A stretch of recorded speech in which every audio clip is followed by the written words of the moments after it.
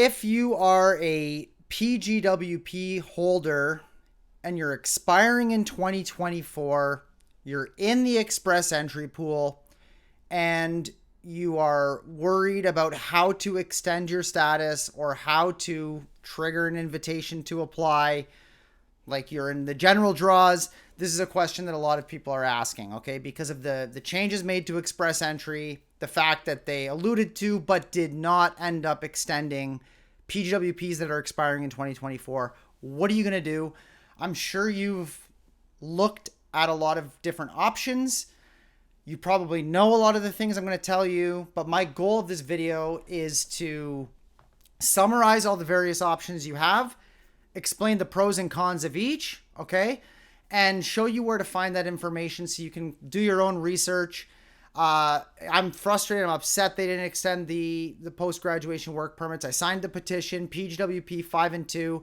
I think we need that. I think a lot of these highly skilled, trained foreign nationals who have studied in Canada and have planted roots, become very good at the English language or the French language, deserve a way to stay here.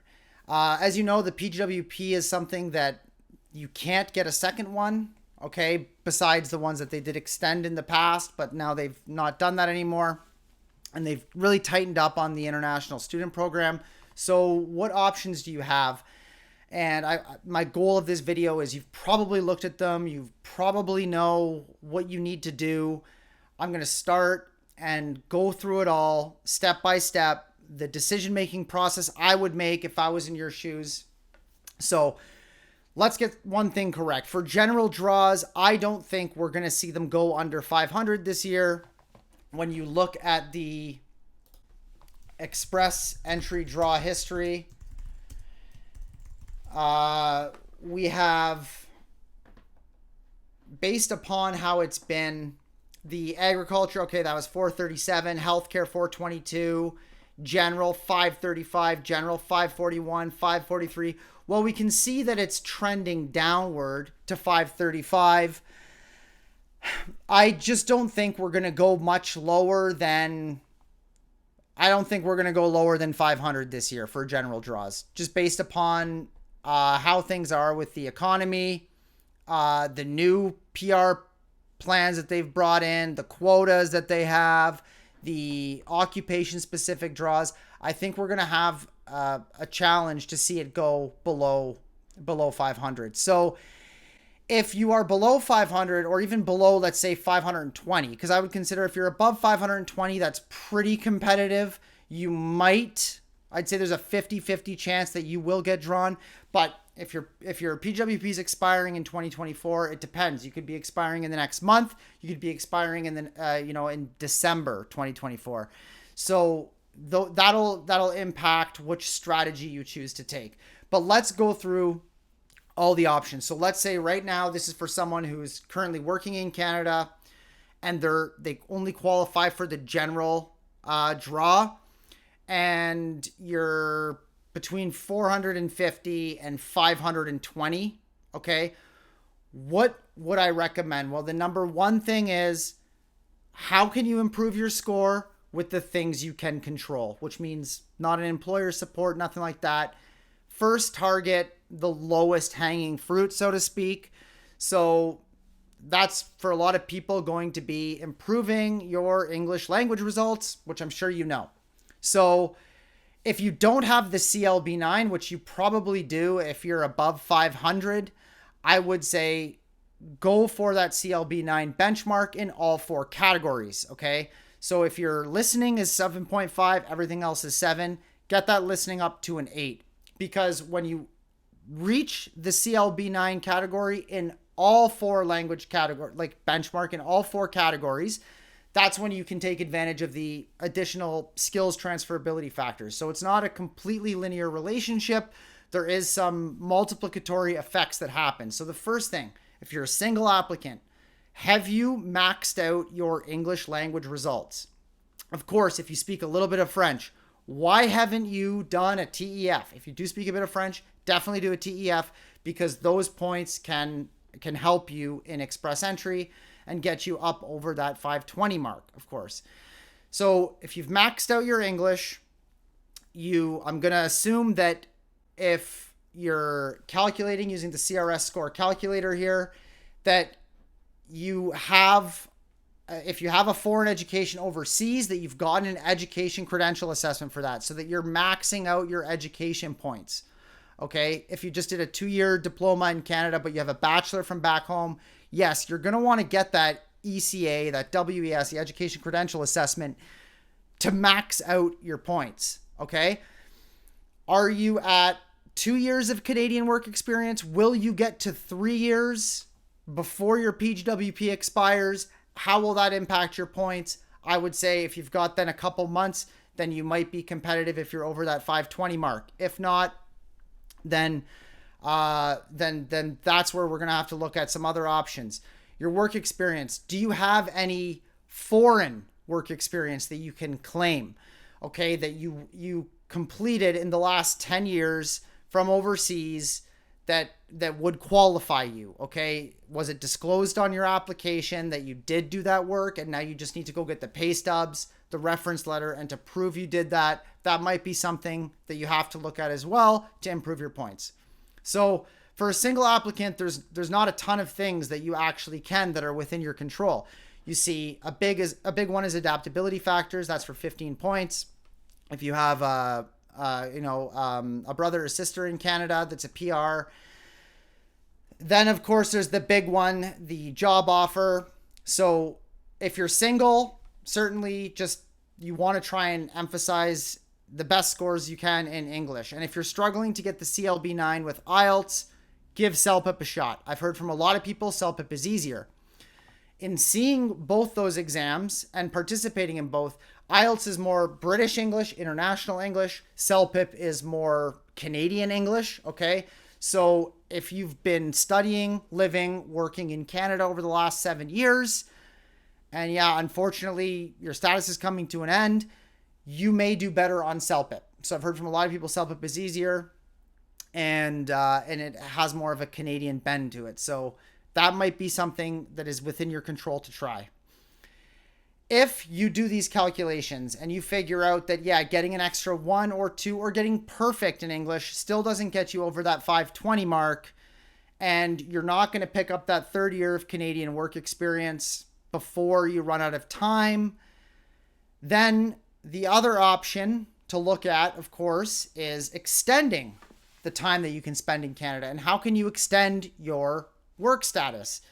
There's really only 2 ways: the Temporary Foreign Worker Program with an LMIA, or the International Mobility Program under an LMIA exemption. So I'll talk a little bit about LMIAs now, because I know a lot of people have been trying to get them to extend their status. And I have a video on my channel how you can pitch your employer for LMIA support, but there are a few things that you'd probably want to know about LMIAs. So a skilled LMIA will get you 50 points once it's approved. And the type of LMIA you need your employer to do is either a PR supporting LMIA, which is only available for companies that have been in operation for a year and and for skilled occupations. Okay, you're not going to get 50 points for an unskilled occupation.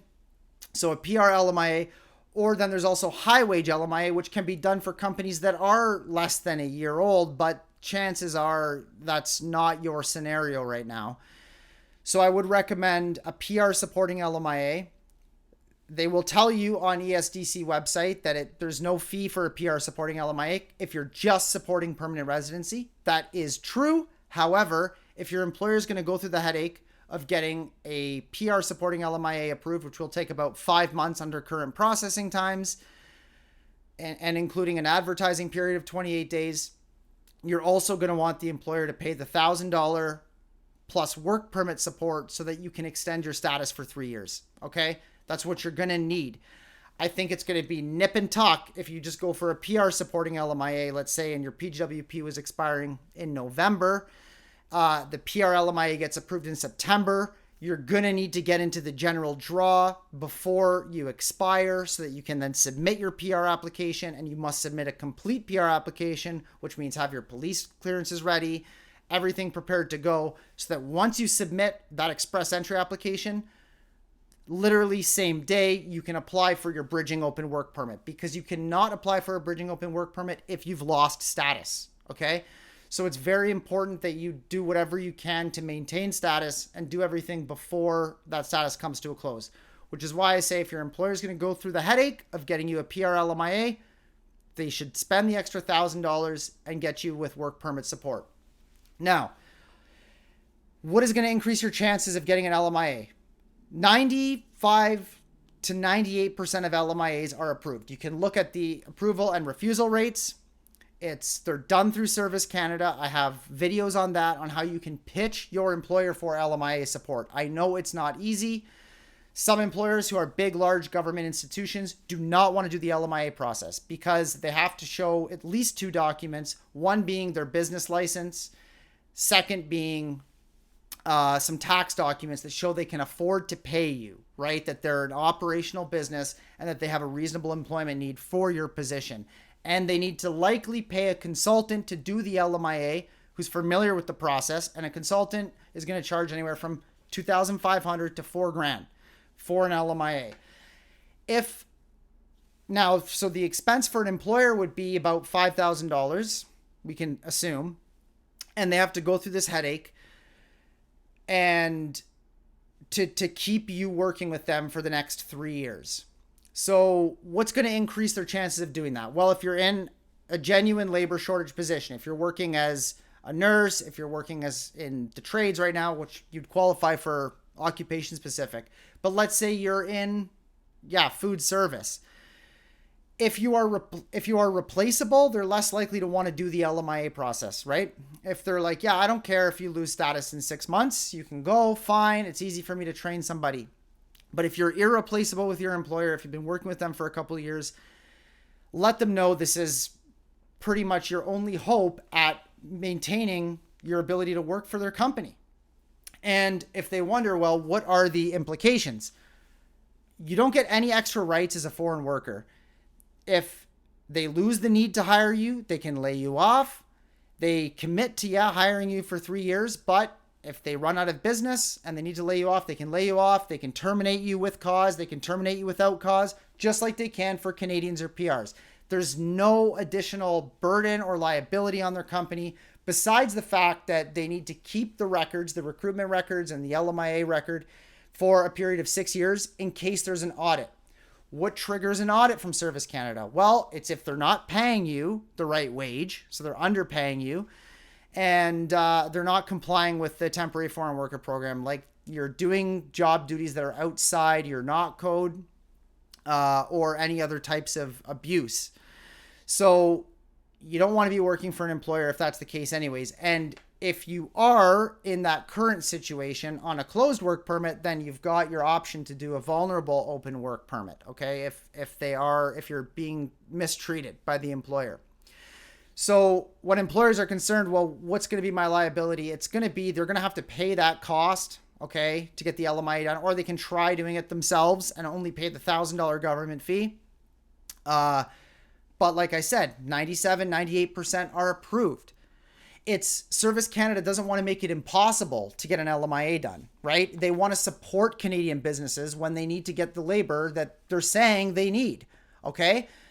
They have the process for the checks and balances to protect the Canadian labor market. If you're being paid at above minimum wage and you're being paid, at least the median prevailing wage for your occupation in that specific geographic region, you can see on my YouTube, one of the videos where I talked about where you can find that information, then there should be no issues in getting the LMIA approved. If it's a genuine bona fide business, you've been working for them, they do the advertising for 28 days. They show that you're the right person for the job. That's all. Okay. Then that would give you an option to claim 50 points once that LMIA is approved and apply for a work permit extension even before the application is approved, because the employer will have the LMIA number once they submit it. Okay. Once they submit the LMIA application and make that payment.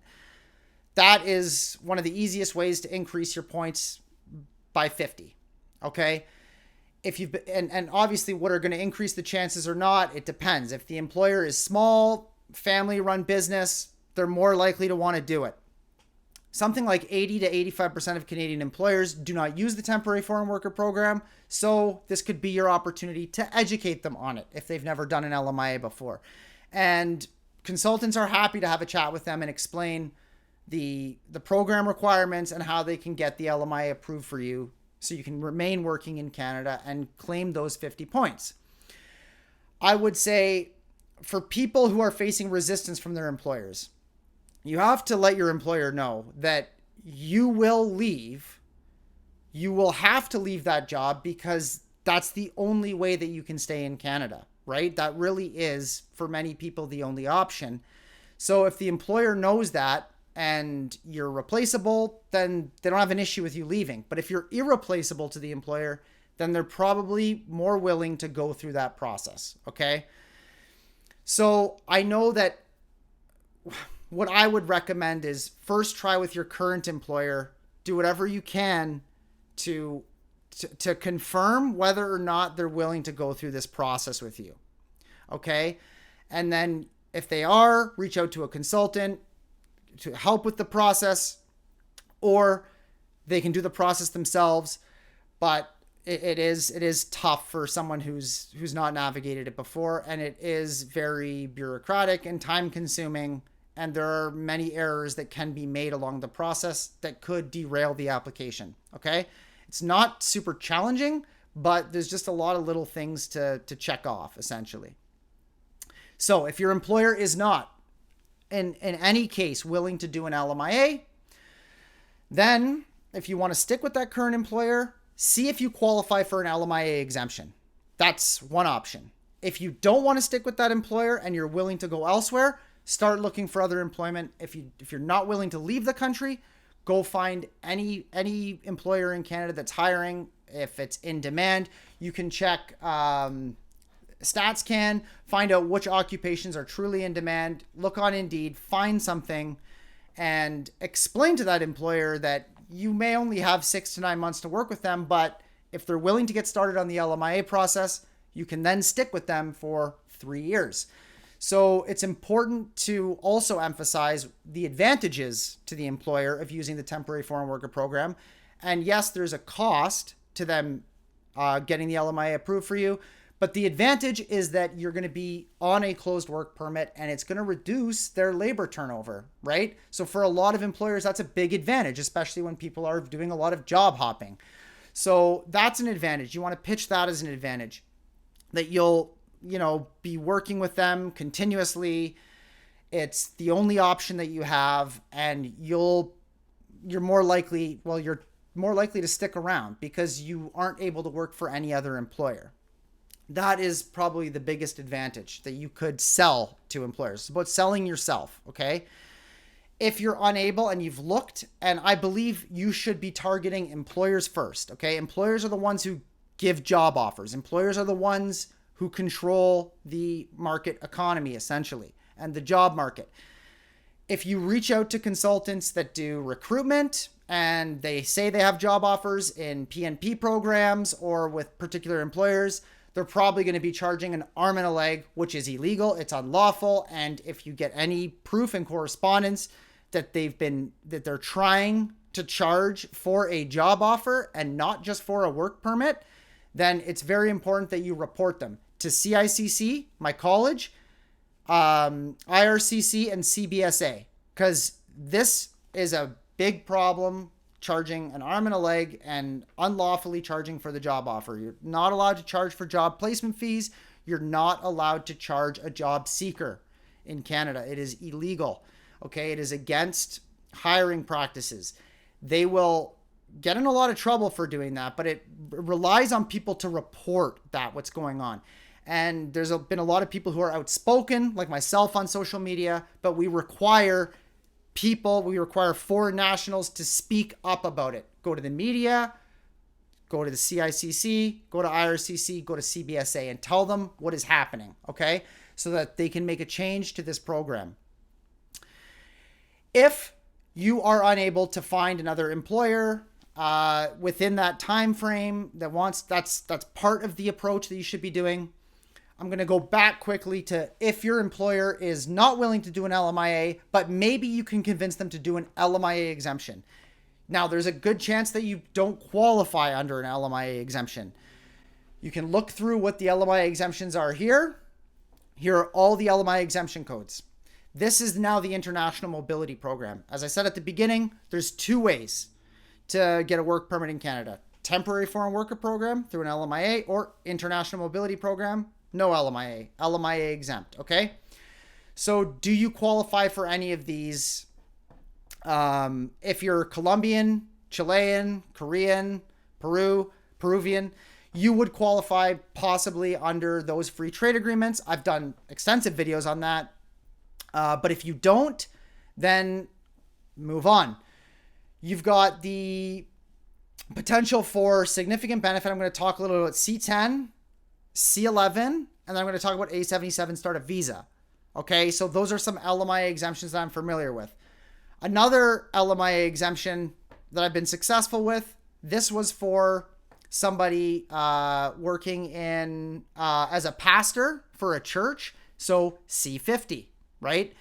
From Nigeria. So that is, it's an occupation specific one. When you click this and you read what the requirements are, it's that you're working religious in nature, and they talk about the requirements for it. Okay, so a lot of these you're probably not going to qualify for because they're very specific. Okay, but one thing that I do want to talk about are the C11, C10, and A77, because what is C10? C10 talks about significant benefit Canadian interests, okay?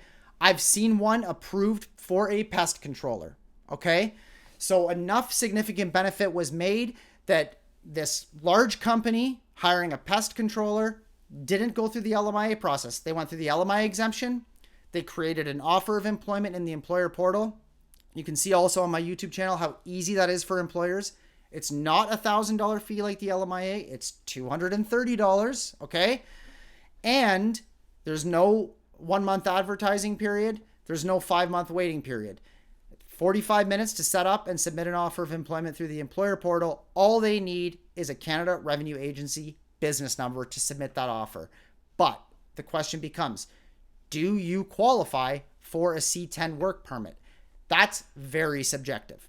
Arguably, I'd say anybody who's working is creating economic, cultural, and social benefit, right? They are contributing to society. They're paying taxes. They're supporting a business.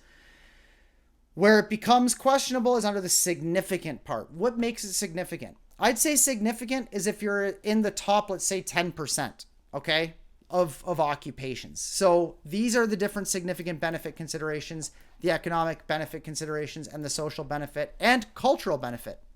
So, for example, let's say you're working right now as a critical care paramedic. That would, in my view, qualify for a C10. You could make an argument that this person is a critical care paramedic. It's an occupation in demand. There's a shortage of it. They are certainly assisting the health and well-being and mental health, physical of Canada, like pan-Canada, or regionally, like in a small area. That is something that I would make that argument, right? Let's say it's you're working in as a carpenter apprentice, but you're building affordable housing, or you're working in a very remote region. That's something that could also qualify under C10. You could make an argument for that. It's definitely worth a shot for a lot of people. Now, as a food service supervisor in a large market in Canada, probably not. But could you make that argument if it's for a soup kitchen that's a nonprofit in a remote area that is actually helping to feed Canadians and PRs that can't afford to feed themselves? You could make that argument, okay? So C10 has a ton of flexibility. it's also, you have to prove that significant benefit. So it would be a very, very tough work permit application, but in some cases you could do it. You still require the employer to submit that offer of employment, pay the $230, and have that valid CRA business number.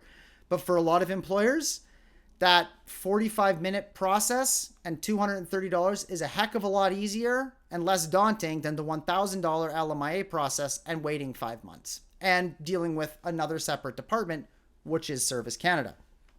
So another example of C10 could be if you have a partner in Canada, right? And maybe you want to partner with them in business. And they're like, they want to hire you. They don't quite want to go through the LMIA process. You're investing some capital. It's helping to preserve and create Canadian jobs. And you can show that in a business plan or in your expansion plan. That might be something worthwhile to explore. So C10 is very, very subjective. It's really hard to determine, for a lot of people not familiar with it, what constitutes significant. Okay. But that is definitely something that your occupation that you're working in might qualify under right now and warrants you reading this page, okay? And for, like I said, for a lot of employers, there's much less, let's say, groundwork that goes in for them on their side, and you can put all the emphasis and significant benefit in your work permit application. So it puts a lot more control in your hands, right? Whereas the LMIA is really an employer-driven process, and you need their cooperation and support and everything. But you can see here, cultural is like made scientific or scholarly contributions in their field. So maybe you're working as a researcher. You're in a very important field of research. That is a cultural benefit consideration, and you want to be able to emphasize that as much as you possibly can. So C10, I would say, is overall for people in high-skilled occupations that have a lot to contribute, that are contributing significant benefit. Like I said, I've seen one approved for a pest controller. I'm doing one for a primary care paramedic, right? Working in regional, remote northern communities. I can't wait to emphasize how important that is and how that's benefiting the health and wellness of Canadians, PRs, and status Indians living in northern territories in Canada. So that's important. Now, C11, what's that? That's self-employed, significant benefit, self-employed entrepreneur or self-employed business owner. This is, I've heard of a lot of people extending with C11 and what it requires. They tell you what evidence you need. This is for someone who's like, I would say, if you're well capitalized, like let's say you have $100,000, but you don't want to spend that on an LMIA and do the fraud. Instead, you already have a side hustle, or you have a business that you want to launch, and you have the ability to launch that, or you've done some groundwork on it, you have a business plan together, you could extend your work permit with a C11. I'm happy to, book a consultation with me. We can meet and talk more about the requirements for C11. I'll put more videos out on my YouTube channel for it. I've had several approved by now, but it would be if you were going to pursue a self-employment path where you own more than 51% of the company. You're on an open work permit now. You are able to establish a company, a corporation. Okay, there's no residency directorship requirements for most provinces. Like, you're living in Canada, you can go ahead and get a company started, get your CRA business number, but make sure that you put together a comprehensive application, which means you've got to show that you're going to create that significant benefit. If you've already created that, let's say you already have a company and some people are working for you, well, that's a lot easier. But if you're going to say you're going to do that, you've got to show it in a business plan. It's got to be realistic. You've got to have reasonable growth projections. You've got to show you've done your market research, and it's totally got to check out. So that is an option that people could look into. C11 as an LMIA exempt option to extend your work permit. Another potential option, let's say you've gotten totally fed up with waiting to get drawn in express entry, and you have a business or you have a startup business or a business you could start up, you could look at startup visa. There's over 40 designated organizations that can issue commitment certificates as long as they approve your business model and your concept. Some designated organizations are much better than others. Some are charging a ridiculous amount of money for their programs and incubation. Some are charging a more reasonable amount. And some are actually charging a very reasonable amount, but it's just hard to get their attention, and you have to have a viable business that you propose or that you've already made some work on. So the benefit about Startup Visa is that it's a direct PR pathway, and then you can apply for a work permit after you've submitted your PR application. So that might be for some people who are just fed up. Maybe your scores are around lower 400s. You don't want to go into an occupation specific draw. You are entrepreneurial mindset. You want to start a business and you have the capital. I would say, again, you want to have at least $100,000 for Startup Visa, because it's hard to create a successful business in Canada without at least that capital. Okay. So those are some things to look at. Again, that's an LMIA exemption, and it puts a lot of control in your hands once you have the commitment certificate from a designated organization. I'll also do more videos talking about Startup Visa. So we've kind of looked at the options of, number one, trying to improve your points in any way, shape, or form. Where can you find that? Well, do the comprehensive ranking system, CRS tool, and calculate, okay, if you were to go ahead and improve your English, what would it get to? If you were to go,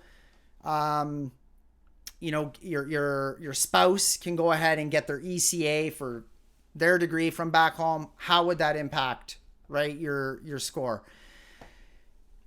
So if you've maxed out the points that you can get on your own, let's say you've talked to your employer, it's a no-go from the employer that they can support you with an LMIA-based job offer. You've searched far and wide across the country. You've emailed, you've DM'd, you've messaged. You've leveraged all your personal connections, okay, that own businesses or have businesses in Canada and would be willing to support you with an LMIA-based job offer. You've gone through all the LMIA exemptions. You don't qualify under any of the free trade agreements. You don't qualify, and you're not interested in pursuing any kind of self-employment. So C11 and A77 would be out of the question. Your job isn't necessarily, you just don't see how it could be of significant benefit to Canada. Like, let's say you're a cashier in a saturated market. That's an example of one that wouldn't qualify for C10, and you don't have the employer willing to support that. There is one other LMIA exemption that I think could qualify for some people, and that is the Francophone Mobility Program. I'd like to talk about that quickly. So again, this is if your employer is willing to do an employer portal, pay the $230 and submit your offer of employment. They have the ability to hire basically anyone in any occupation outside the province of Quebec, as long as it's not in primary agriculture, if they speak and listen a CLB5 French. So that's just verbal comprehension. I don't know how long it would take the average person to get to CLB5 French, but I've heard that you can become pretty fluent in any language by immersing yourself for 3 to 4 months in it and studying, 10 hours a day. So how would that look?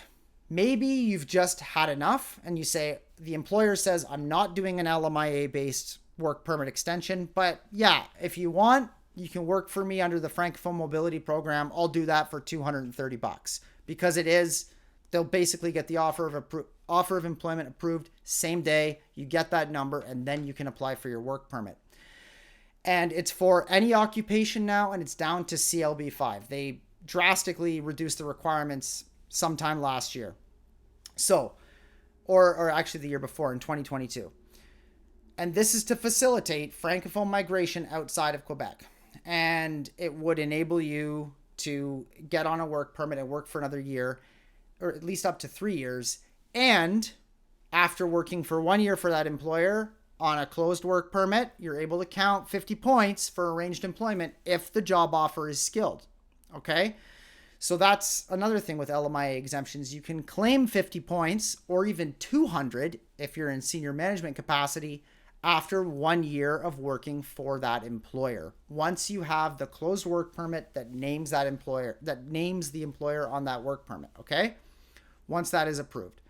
So if you were to pursue the Francophone Mobility Program, what should you do?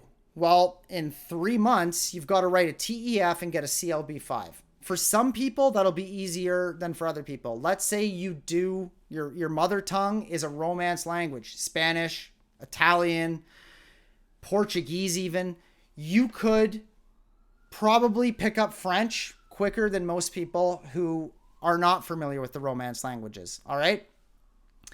So maybe that would involve you're on an open work permit. You can go work or live in Quebec for 3 months in a small town, immerse yourself, study, and get to that CLB5 benchmark, and then come work in the rest of Canada. And the best way is you can pitch to an employer, hey, look, you don't need to do the LMIA process. It's not going to take 5 months. It's not $1,000. It's only $230. And here's SJP Immigration, Stephen Palestini's video on how to submit an offer under the Francophone Mobility Program. That is an option. Is it an ideal option for a lot of people? Probably not. You've got to learn French for 3 months, okay?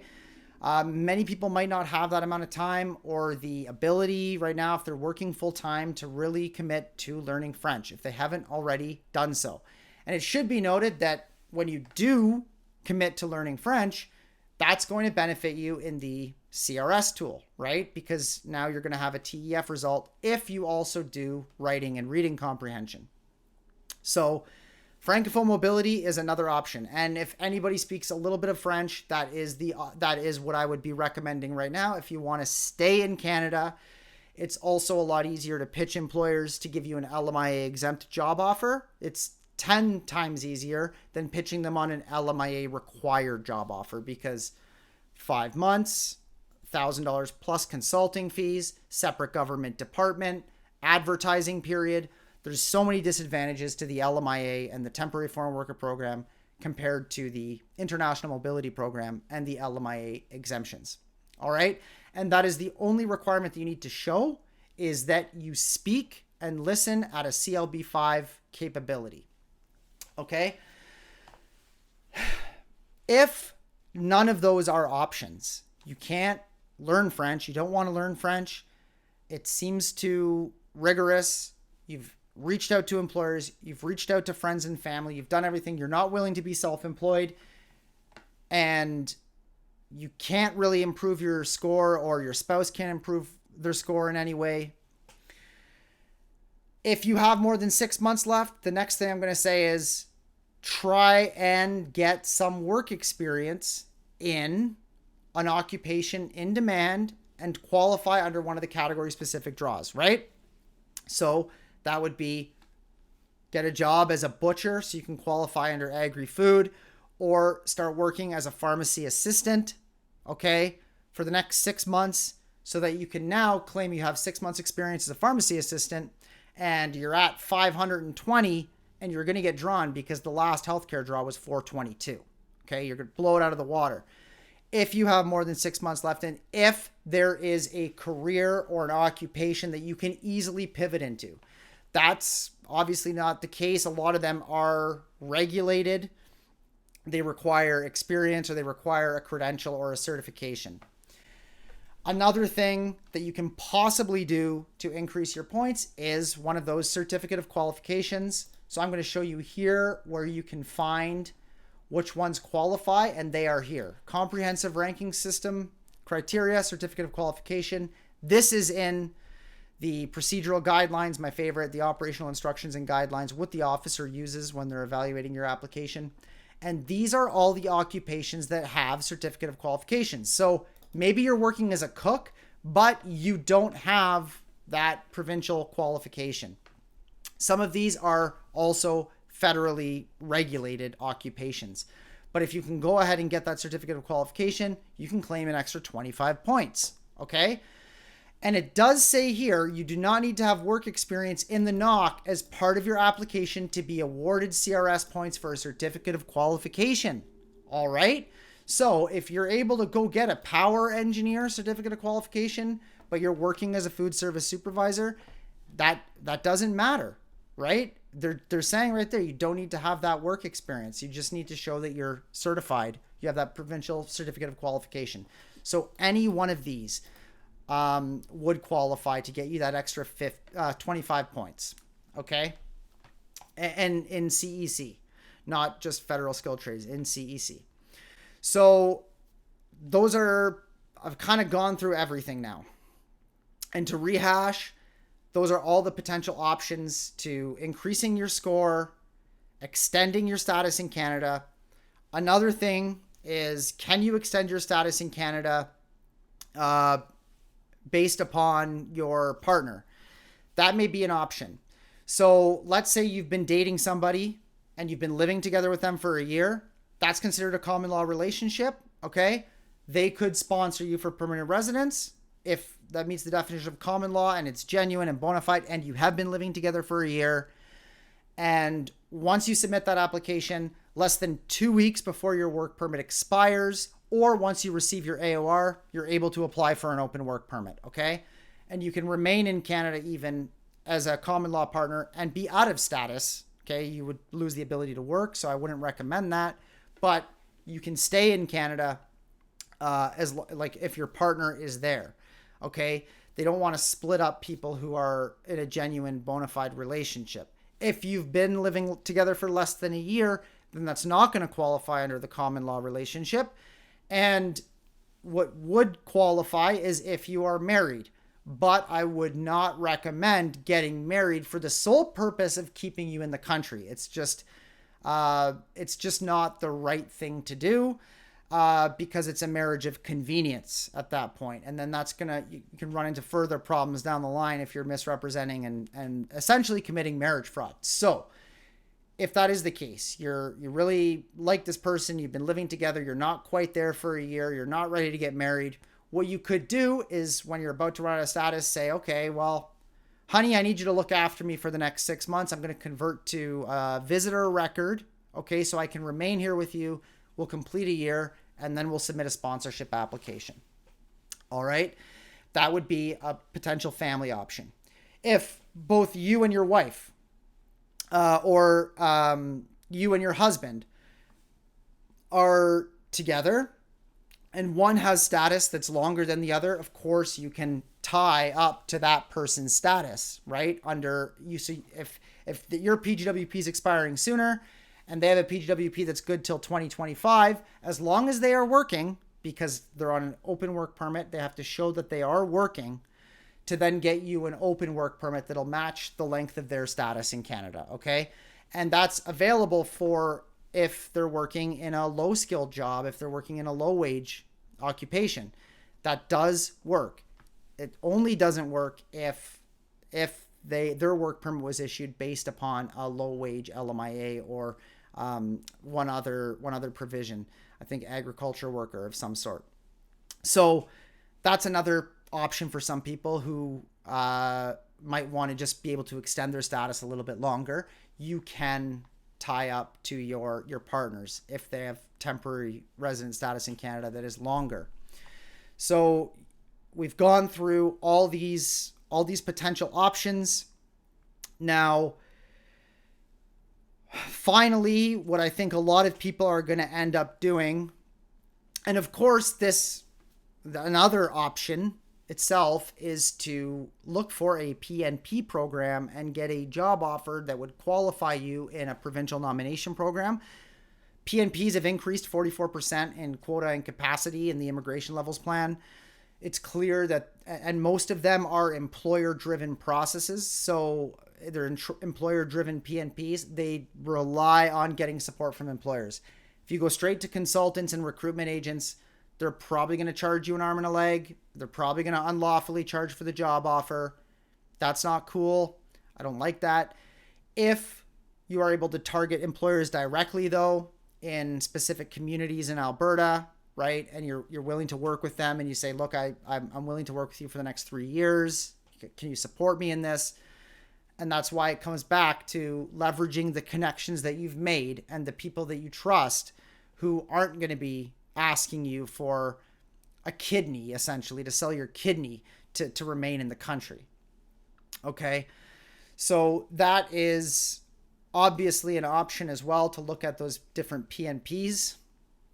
If you've exhausted all those options, okay, you don't fit into any of those categories, and you can't, it's too much work, too much capital, too much effort to remain in Canada, and you don't want to just remain as a visitor, and you don't have the funds, let's say, to remain as a visitor. Let's say you rely, like the majority of us, on your job to survive and pay for things. Then your best option may be to plan to go back home, $1,500, $2,000 ticket, go home, work for 6 months in a category specific occupation. Okay. This is your home country. You're well known there. You understand how things work. If you can go back home and get 6 months experience, for example, as a pharmacy assistant, now you change your express entry profile, you include that experience, you're likely going to get drawn in the next healthcare draw, because you still qualify under the Canadian experience class. You're able to count Canadian experience class. The requirement is that you have 1 year of skilled work experience within the last 3 years. You don't need to be in Canada. Okay. So, and you will likely be 10 times more competitive than a federal skilled worker in the same boat in your home country, right? You've got a Canadian education credential. You've got Canadian work experience. You're probably a CLB9. That's why you're low 500s. So you go and pick up 6 months of being a pharmacy assistant. They could have worked as a pharmacy assistant for 10 years in their home country, but they don't have the Canadian education. They don't have the Canadian work experience. They don't have the CLB9 English, or they may not have the CLB9 English. So that is what I would say a lot of people could do, is say, I don't want to go through all this moving across the country. I'd rather just move back home for 6 months, 9 months, submit my PR application, get my PR in 6 months, land as a Canadian permanent resident, right? When I come back to Canada on the second time around. So that, for a lot of people, is going to be the option that I would recommend they do take. And then of course you see what are these? You have to go to the ministerial instructions. You click on agri-food occupations, and then they tell you the NOx in, where is it? And you're also going to be competitive because you're a CEC. You don't need to show proof of funds, and you're not going to need to show a job offer. So somebody in your home country who's never been to Canada is going to have to gather funds together, or they're going to have get a job offer. And we know how hard that is to get a bona fide job offer in Canada. So I would say that for a lot of people, that is what they're going to have to do. And that time back home will probably help you to think about, okay, what do you really want to do in Canada? Like, achieving PR is in and of itself an achievement, but how do you want to contribute in the labor market and the economy? So I've gone through everything. I know it's a lengthy video. I'll try and clip it into shorter parts, but those are pretty much everything I can think of. One thing I haven't commented on is any kind of refugee path, because I'm just not skilled and experienced in refugee immigration. I can't talk about it. But I would say that we've seen a doubling of refugee claims. And likely that is because the economic pathways are just so hard to remain working in Canada. Now, to qualify as a refugee, you legitimately have to be fearing for your life to go back home, right? So be cautious about people that are going to say this is an easy way and this is the way to do it. Try and do everything the right way. No marriages of convenience, no fake refugee BOCs. Take all this information that I've given you. Try and qualify yourself for one of the exemptions. Try and pitch your employer using the strategies I talk about on my channel. Best of luck. Good luck. And there's no harm in, if you have to go home for a little bit and pick up those 6 months of occupation specific experience. I mean, that might be what a lot of people have to do. Okay. So those are, I think I covered most of it. I can't think of any other way that somebody could stay in Canada lawfully. We talked about pretty much every potential option in great detail. So thank you for tuning in and for watching this. And I hope I was able to provide some value. Okay. Thank you.